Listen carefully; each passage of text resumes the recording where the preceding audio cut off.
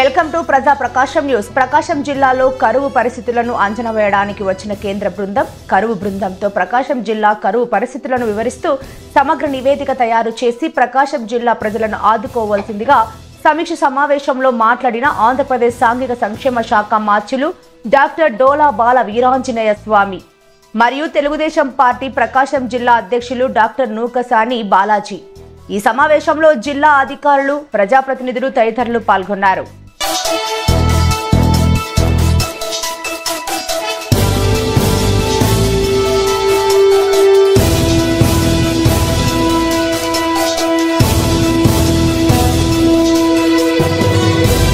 కరువు పరిశీలన కోసం కేంద్ర బృందాలు రావడం జరిగింది.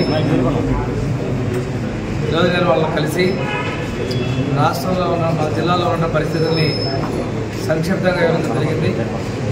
మనకి చెరువులు పూర్తిగా ఎండిపోయినాయి. వర్షభావం చాలా తక్కువగా ఉంది. మన పశ్చిమ ప్రాంతం ముఖ్యంగా కర్నూలు జిల్లా నుంచి ఏదైతే ఏర్పడిందో అది ఈరోజు కూడా అదే రాయలసీమ ప్రాంతం కనిపిస్తుంది. ముఖ్యంగా బెంగాల్ గ్రామ్, రెడ్ గ్రామ్ బాగా నష్టపోయాం. పశువులు కూడా మంచి లేకుండా పశువులు చనిపోయినటువంటి పరిస్థితి, తాగడానికి లేని పరిస్థితుల్లో ఉన్నాయి. రైతులకి తీవ్రమైన నష్టం జరిగింది. పశువుల మేత కూడా పూర్తిగా పండకుండా పాడైపోయిన పరిస్థితుల్లో ఉన్నాయి.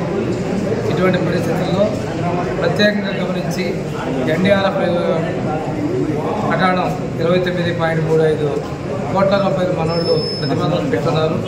ఇంతేకాకుండా మనకి మంచినీళ్ళు సరఫరా కూడా ఇప్పటి వరకు కూడా ఇంకా డిమాండ్ ఉంది.